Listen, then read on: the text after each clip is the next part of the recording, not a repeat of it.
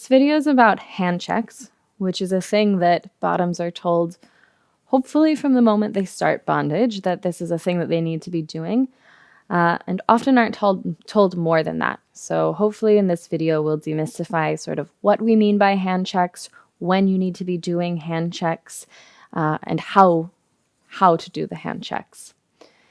So first of all, when we're talking about hand checks, what we're trying to understand is, do we have a nerve compression issue? And we're going to have nerve compression issues, or we're most concerned about having nerve compression issues when we have rope that crosses the arms or crosses the wrist, or anywhere in between. So this is to say that if you're doing some sort of suspension in a hands-free chest harness, you don't likely need to be worried about doing hand checks. If rope is not crossing your arms or not crossing your wrists, then this isn't a time that you have to be concerned about nerve compression in the way that we're worried about, or in the way that we're trying to decipher when we're doing hand checks. One of the things that we're trying to do when we check our hands is understand if the sensations that we're feeling in our hand are circulation sensations or nerve sensations. And so when our circulation becomes restricted, we get a feeling of the entire hand going to sleep. So there's a tingling, sometimes a feeling of lethargy or slowness, the sort of feeling that you might have if you fall asleep on your arm funny and you wake up and the entire hand feels numb. Or you're sitting in a class and your leg has gone to sleep and you have to wake it back up. That's sort of all over pins and needles. Nerve impingement or nerve compression feels quite different than that. So nerve compression feels very much so like a sensation that is isolated to a part of your hand. And that's one of the things that we're trying to understand or trying to feel for when we do our hand checks is, do my hands feel different on one side of the hand or the other? So there are two main nerves that we're concerned about when we're doing bondage. You have your radial nerve, which is going to innervate the outside of your thumb, the top of your hand a little bit. It innervates sensation, and then depending on where it's crossing your body, it also innervates your ability to lift your wrist like this. And you have your ulnar nerve.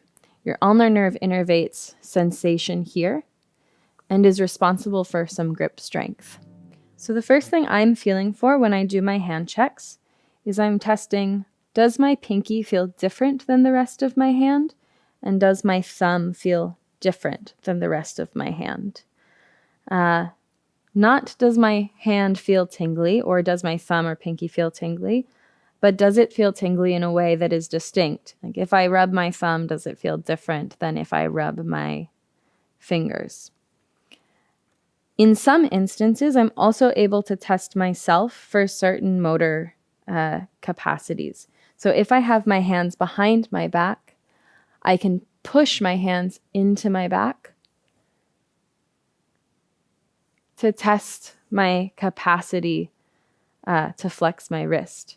And even if my hand is a little bit circulation blocked, or it's hard for me to feel it in my hand, I can usually tune into the sensation in my back of pressure, and I can feel if I'm able to flex strongly into my back with my hand.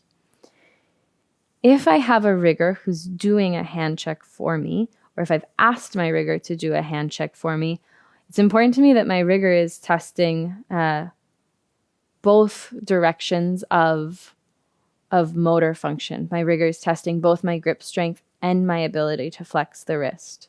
It's never my rigger's job to test for sensation. That is my responsibility.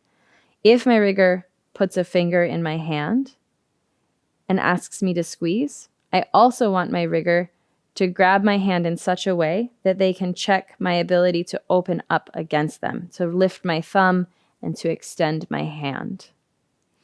And that's the sort of thing that my rigger should then be able to communicate to me as to whether or not my grip strength feels weak or my ability to flex feels weak. And again, my grip strength is usually indicative of an ulnar problem. My ability to flex is usually indicative of a radial nerve problem.